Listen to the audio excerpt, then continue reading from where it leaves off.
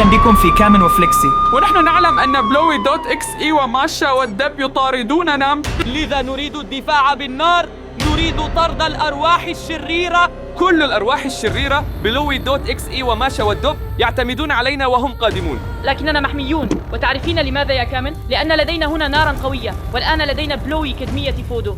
بلوي دوت اكس اي انصرف، ماشا والدب انصرف. يلاحقوننا منذ شهور. كيم تعرف شو؟ فليكسي نراقب الآن بالدرون، الدرون تراقب بلوي دوت اكس اي وماشا. لذلك يا جماعة حطوا لايك كلكم لهالنار الرهيبة، ما شفت نار بهالحجم من قبل. نحضر الدرون، هيا بنا. هذه الدرون وأنا في آن واحد خطة الإطلاق. ما ولذلك سنطير الآن مباشرة إلى مقر بلوي، أي إلى مقر بلوي دوت اكس اي.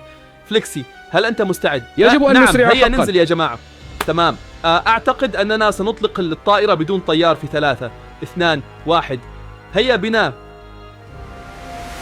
أمامنا مباشرة ترون مقر بلوي وبينجو، واضح من الألوان يا رفاق، أنتم ترونه. شايفين يا جماعة قديش كبير، لازم أركز فيه كويس. يا إلهي يا للروعة، الأزرق لبلوي والبرتقالي المحمر لبينجو، يعني اللون البني يا جماعة. باني، هذا هو اللون الممزوج، لكن انظر عن كثب يا أخي، ما في ولا شخص واحد، لا أحد، لا كلب ولا بلوي ولا بينجو. إذا في الخارج في الساحة لا أرى حتى هذه اللحظة شخصا واحدا ولا كلبا واحدا. لكن فليكسي نحن هنا منذ 20 ثانية بالضبط، سنواصل الانطلاق معكم بالطبع، ونأمل أن نرى بلوي وبينجو يا جماعة، أتمنى ذلك فحسب. لهذا السبب أطلقنا الطائرة المسيرة، نريد حتما أن نجد شخصا ما، لكنكم تعلمون حتى الآن كنا دائما نجد شخصا بالمسيرة. لا يهم إن التقينا ببلاوي وبينجو ماشا والدب وبليبي فلاد ونيكي، لا يهم إن نريد أن نلتقي شخصا لكم اليوم. لكن الشيء الغريب حقا هو أنه لا يوجد أي أحد في مقر بلوي وبينجو، فمن المرجح أنهم بالطبع ليسوا متواجدين في المقر، بل هم في مكان آخر. لكن سرعة الرياح هون قوية بشكل مبالغ فيه، شوفوا كيف الدرون عم تهتز، الهواء عم يمرجح الطيارة يمين وشمال، واضح قدامكم بالكاميرا. يا شباب الكل يحط لايك، لساتنا عم نمسح المنطقة، بس الأرض هون فعلا واسعة، خلونا نطير له، خلونا نكمل يا شباب يا زلمة. لكن إن لم يكونوا هناك فلا بد أن يكونوا في مكان آخر، وهناك سنحاول حظنا الآن. لنذهب الآن إلى حظيرة جون بورك القديمة، ربما نجد حظا أفضل هناك يا أصدقاء. هذه هي المزرعة القديمة لجون بورك، ولولا بورك مرحبا، لقد التقينا أخيرا بشخص ما. نعم، ولكن من؟ إذا كان مجرد أي شخص فلن يفيدنا ذلك بشيء. قد بيمشي كلبه يا جماعة. نحن نبحث بالطبع عن شخص تعرفونه أنتم أيضا، وليس شخصا غريبا تماما. استنى مهلا، أنا أعرف الألوان يا جماعة، هذه ماشا والدب. ماشا تمشي مع الدب وكأنه كلب. كنت لسه بدي أقول يا جماعة شايفين هاد؟ عادة الدب بيكون دايما على رجلين، هو بيعمل، بس ليش الدب عم يمشي هلا على 4؟ يا صح أنا عارف، ماشا وحدة مريضة نفسيا، وماشا عم بتمشي مثل الكلب بالشارع، لأن الدب كان دايما يتنمر على ماشا آخر مرة. أنت ترى ذلك، والآن انقلبت الأدوار، على لديه طوق مثل الكلب. أنت شوف هذاك يا جماعة، ماشا روضت الدب وأمسكت به، الآن هي تخرجه في نزهة كأنه كلب. إذا أنتم ترون هذا، لأن الدب في الفيديوهات الأخيرة كان دائما يلاحق ماشا ويضايقها، والآن انقلبت الأدوار. والسؤال الآخر بصراحة تامة، ماذا يفعل ماشا والدب في مزرعة جون بورك؟ ألا يدخلون حقا إلى الداخل؟ ظننت أنهم سيمرون مرور الكرام فقط، إنهم يدخلون بالفعل. هذا إذا أرادت ماشا أن تسلم الدب عند جون بورك، ثم يأتي فلاد ونيكي ويأخذان الدب معهما. تخيلوا إذن فلاد ونيكي والدب. كنا على حق بالدرون، والآن يمكننا مقابلة جون بورك أو الكل. انظر، هي تضربه بالصوت، ماشا تضرب الدب بالصوت. نعم، أعتقد أن الدب بطيء قليلا. هل هذا ممكن؟ إنه يكاد يتوقف، إنه يمشي ببطء شديد. ماذا يعني هذا؟ أعتقد أن هذا بطيء جدا بالنسبة لماشا. ماشا تريد أن يمشي الدب أسرع قليلا. يا إلهي الدب يا رجل، هذا مذهل. يا للهوس، أنهم في مزرعة جون بورك. السؤال حقا ما بيفعلون هنا؟ لم نذهب إلى هناك منذ زمن. شوفوا ماشا عم تأشر على شيء يا جماعة، شايفين ماشا عم تأشر على شيء. يا إلهي شو عم ما يعملوا؟ بعرف، استنوا شوي، وقفوا. شو عم تعمل؟ ماشا تلمس الدب، انتظر لحظة.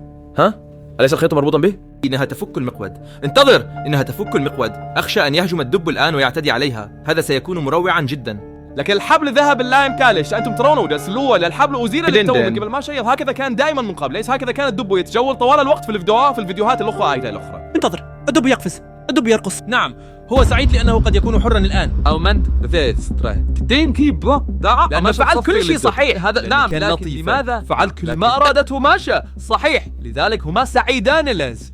قصدك إن ماشا هي اللي قدرت تروض أو الدب ربما ده؟ كانت مجرد لا لعبة. طبعاً. بس ده حيبقى فتيش مريض وغريب جدا يا فليكسي. لحظة، الدب، أجل، إنه ممر سري.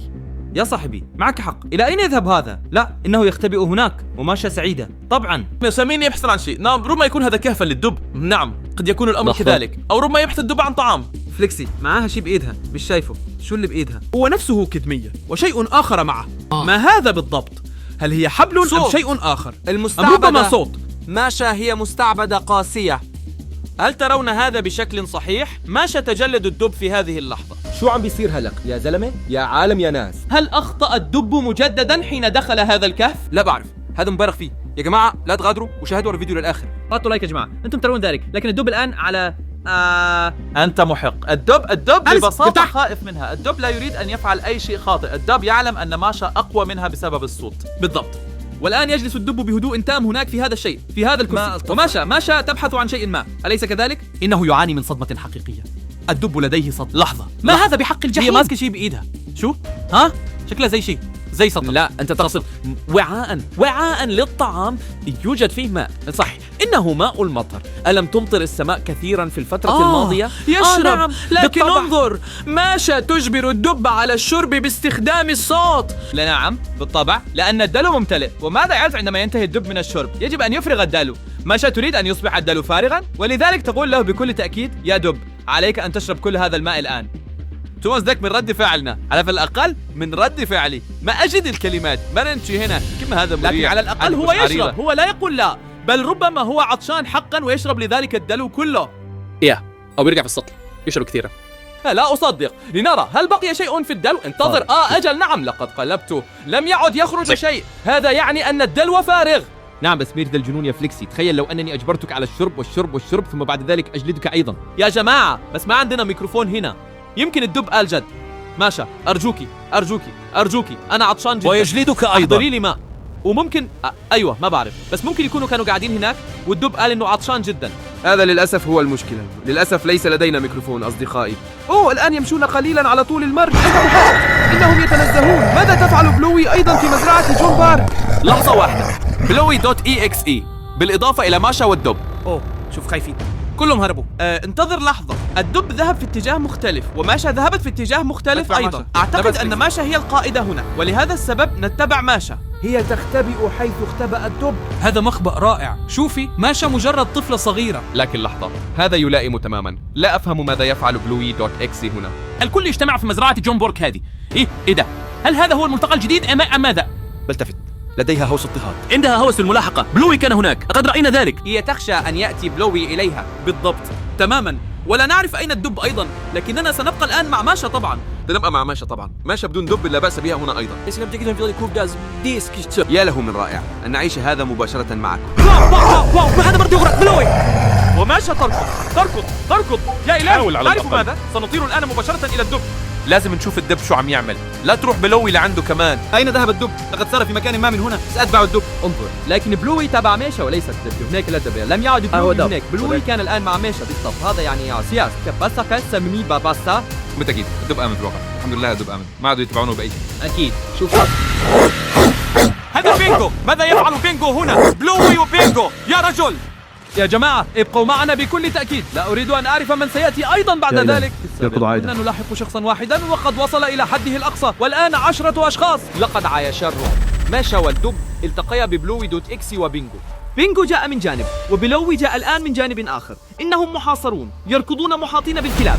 أنت محق، كلاهما يهربان معا، لكن هذا منطقي. أنتم تعرفون كلاب الحراسة أليس كذلك؟ دائما ما تكون هناك أسوار لا حولها. يمكن أن يكون إنها هذا. تحرس الممتلكات يا رجل. هل هذا إذن هذا من ماشا. نعم، هذه ماشا.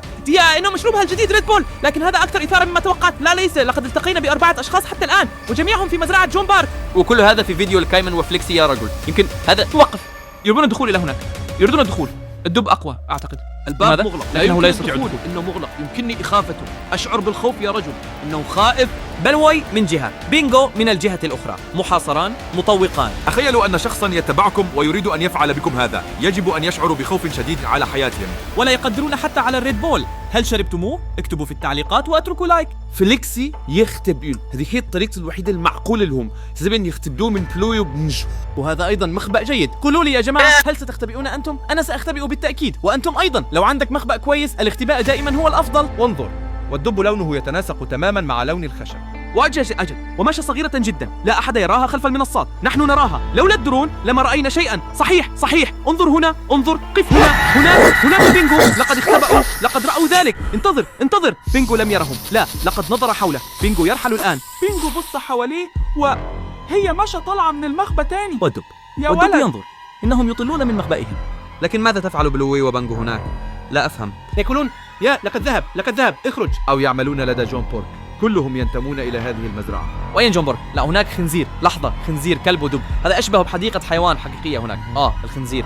إنه خنزير أيضا. ولكن كم عدد الحيوانات التي تعيش هناك؟ حسنا، إنها مزرعة. في الواقع لماذا نسأل أنفسنا هذا السؤال؟ في المزرعة تعيش دائما الكثير من الحيوانات.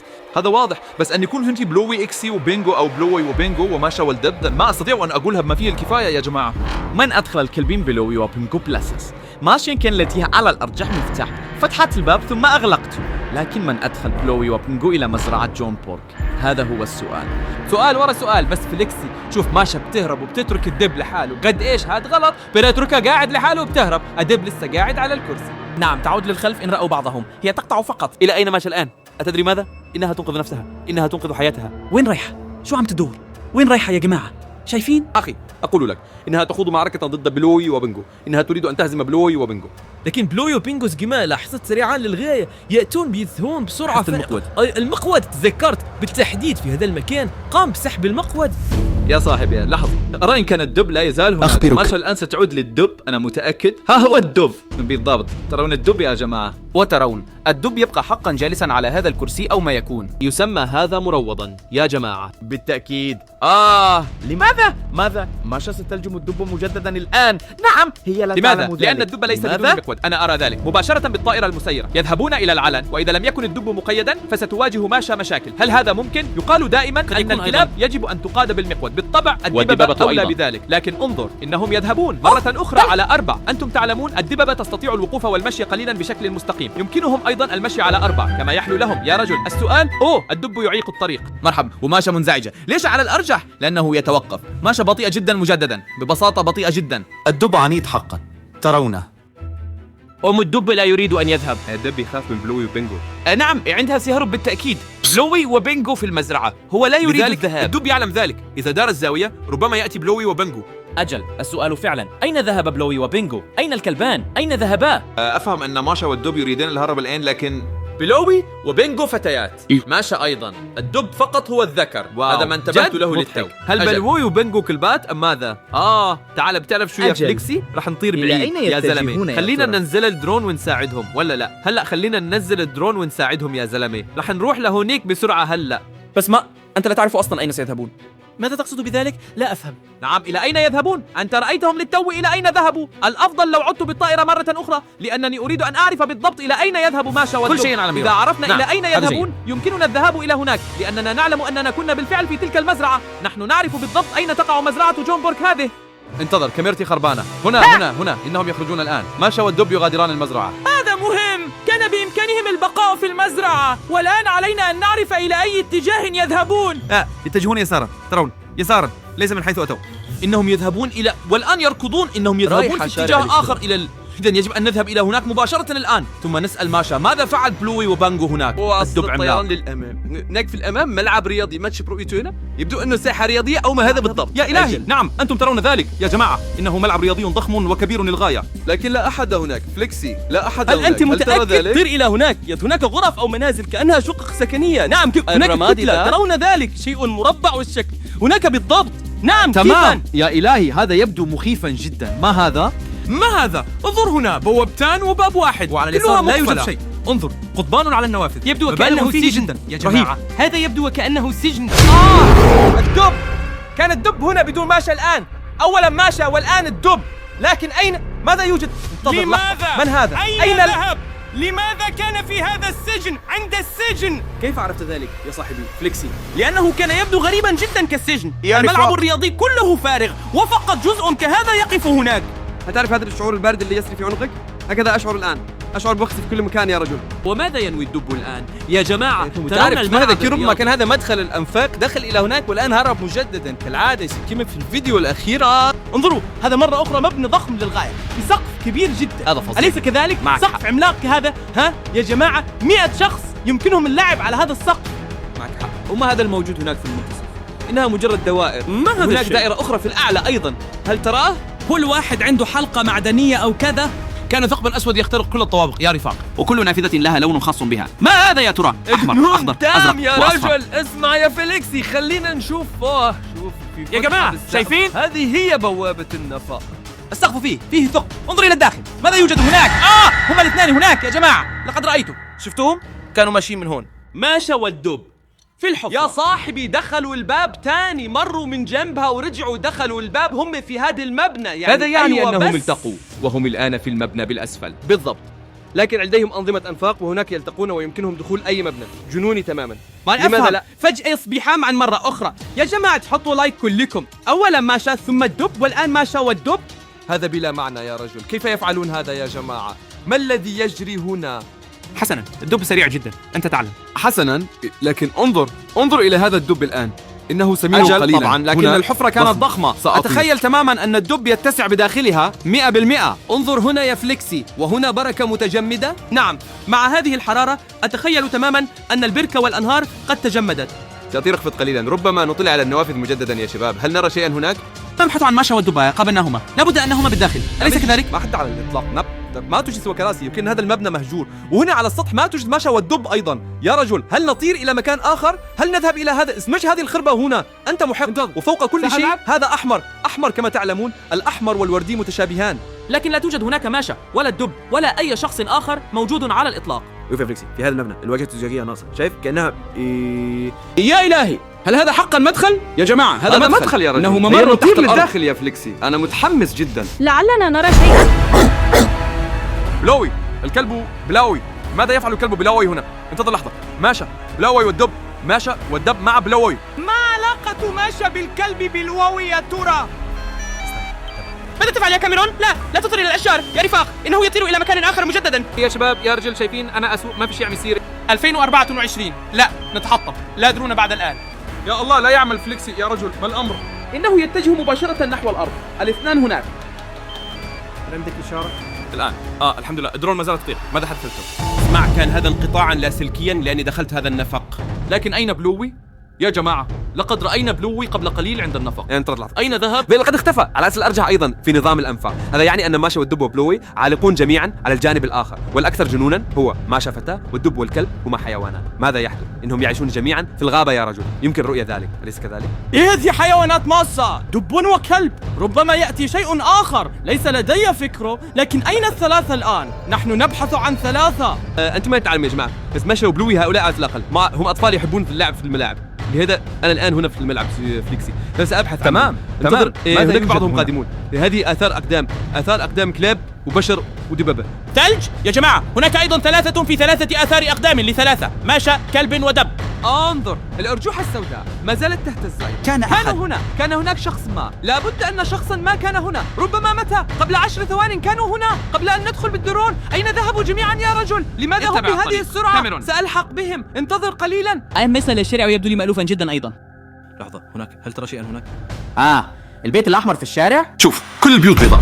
واو. انتظر يا كيفن، هناك دب وماشا. الآن انتظروا، سألحق به طائرة. مشى الشارع. انتظروا، هذا الاتجاه خاطئ. انتظروا إلى لحظة. أين ذهب؟ هو؟ لقد أين مشى هو؟ للتو في أين هذا هو؟ الشارع. هناك. الشارع هل اللي تعرفون فيه أي بيت شارع أحمر. هذا؟ إنه شارع الاشتراك. دعونا نذهب إلى هناك فورا. سنحضر الدب ماشا، سنجمع كل شيء معا.